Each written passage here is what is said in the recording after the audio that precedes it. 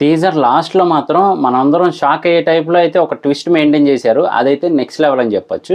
అలాగే మనకి టీజర్‌లో కూడా చాలా డీటెయిల్స్ అయితే ప్రొవైడ్ చేశారు. అంటే యష్ గారి బర్త్‌డేకి రిలీజ్ చేసిన గ్లింప్స్ కంటే కూడా ఈ టీజర్‌లో మనకి మెయిన్ డీటెయిల్స్ చూస్తే మాత్రం ఎక్కువ యాక్షన్ సీక్వెన్సెస్ ఉన్నాయని, అందులోనూ చైనాకి సంబంధించిన ఏదో లొకేషన్‌లో అయితే చాలా పెద్ద ఫైట్ ఉండబోతుంది అని అయితే అర్థమవుతుంది.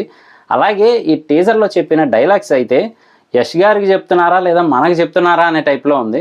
అందరితో వివాదం పెట్టుకొని మనం గెలవలేం, బ్రతకలేం అనే టైప్‌లో చెప్తూ ఉన్నారు కదా! సో ఇది రెగ్యులర్‌గా మనం కూడా వింటూనే ఉంటాం. దాంతో పాటుగా ఇక్కడ హైలైట్ ఏంటి అంటే ఒక క్యారెక్టర్ ఏమో దేనికైనా ఎదురెళ్ళేలా ఉంది. ఇంకో క్యారెక్టర్ మాత్రం డిఫరెంట్ స్వాగ్‌తో మెయిన్‌లీ క్రైమ్సే చేస్తూ ఉండేలా అయితే ఉందన్నమాట. కానీ 2 క్యారెక్టర్స్ కూడా యష్ గారే ప్లే చేస్తూ ఉన్నారు. అది చాలా యూనిక్ అని అయితే చెప్పొచ్చు. మనకి కేజీఎఫ్ తర్వాత వస్తున్న మూవీ అయినప్పటికీ దానికంటే నెక్స్ట్ లెవెల్ మనకి ఏ సర్టిఫికేట్ అయితే ఇందులో ఉంది అని తెలుస్తుంది. అంటే ఏ సర్టిఫికేట్ కంటెంట్ ఉందని తెలుస్తుంది. అప్పుడే బర్త్‌డే టైంలో రిలీజ్ అయిన దానికి చాలా అంటే చాలా నెగిటివిటీని, ట్రోల్స్‌ని ఎదుర్కోవాల్సి వచ్చింది.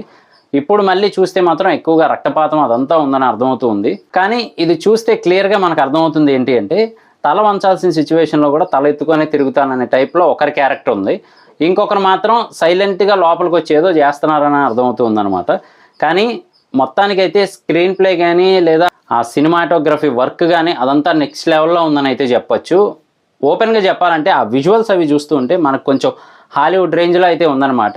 మెయిన్లీ యష్ గారి గెటప్ కూడా. అలాగే ఇదంతా సమ్ మాఫియా అలాగే అండర్ వరల్డ్కి సంబంధించిన కాన్సెప్ట్ లా కూడా కనబడుతూ ఉందన్నమాట. అంటే ఆ మీటింగ్ కానీ లేదా ఆ ఫైట్ సీక్వెన్సెస్ ఉండే ప్లేసెస్ కానీ అవన్నీ చూస్తూ ఉంటే మాత్రం మెయిన్లీ ఈ కాన్సెప్ట్ ఎవరికి ఎక్కువ నచ్చే ఛాన్స్ ఉంటుంది అంటే యూత్కి, అలాగే ఎవరైతే యాక్షన్ సీక్వెన్సెస్ ఎక్కువగా ఇష్టపడుతూ ఉంటారో వాళ్ళకి బాగా నచ్చుతుందని అర్థమవుతూ ఉంది. ఎందుకంటే ఫ్యామిలీ ఆడియన్స్ ఫుల్ఫిల్గా వచ్చి కూర్చునేలా అయితే ఉండదు.